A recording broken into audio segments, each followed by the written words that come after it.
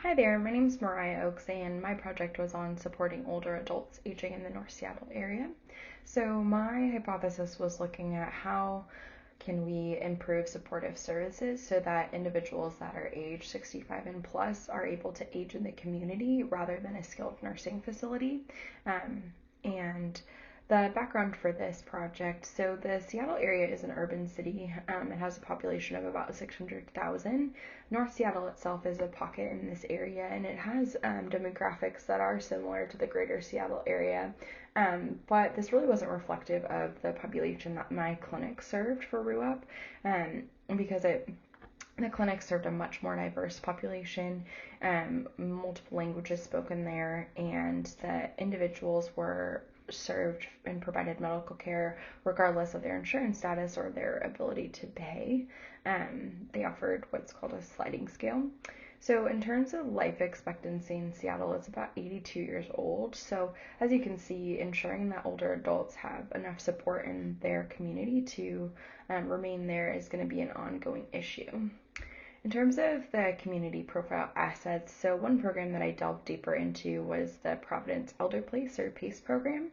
So I spoke with a woman there, and it was established 26 years ago in the community, and their goal is really to provide inclusive care that transforms the lives of those they serve, and they do so by providing care that really is multidimensional. So the idea is that you have a nutritionist, a primary care provider, pharmacist, your PT, OT, cardiology, as many services as that patient needs as possible, all by one system, one place.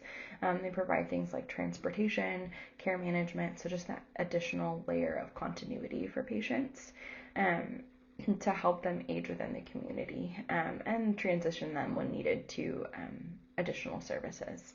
So other community assets in this area are the COPES program, the Community Options Program entry system, and then the Neighbor Care Clinic, which I was working with. So in terms of my literature review, one particular project I picked out was this three-tiered approach, where over 5 months there was outreach from an occupational therapist, nursing, and a handyman. And so all those individuals would work with these older adults and establish not only their function goals, but then help to actually implement them by changing things within their home or providing different services to help improve their activities of daily living.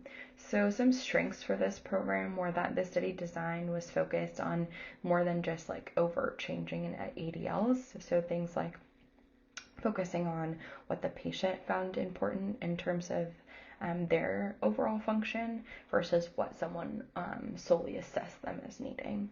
So the other things in terms of weaknesses were the study didn't have a control group. There was just limited funding because as you can imagine it was a little bit expensive to implement. And then the study design was also contracted with a database, so that could have confounded the results. So in conclusion, kind of the reasons that this intervention would be successful in this population is that the study specifically looked at Medicare and Medicaid patients, which is really similar to the portion of the older adults that were seen at the clinic in North Seattle that I was working with. So the likelihood that you will actually be able to implement this and see similar results is higher.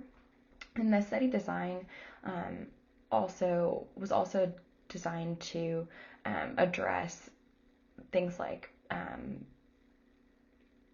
transportation barriers by being designed to come to the patients versus patients having to come somewhere else, which is another benefit for this population. Some challenges that I foresee is that we would have to figure out a way to implement language services because that would be really essential for this population. Many of the patients, particularly the older adults, spoke different languages, so that would kind of be another layer in potential cost, or making sure that the individuals that are implementing these things are really comfortable with the different language services. And ideally an in-person interpreter would probably be the most beneficial. So in terms of implementation, both Elder Place and Neighbor Care both have systems in place that would really easily adopt something like this in a city, so working with them would make it more plausible. All right, thank you so much.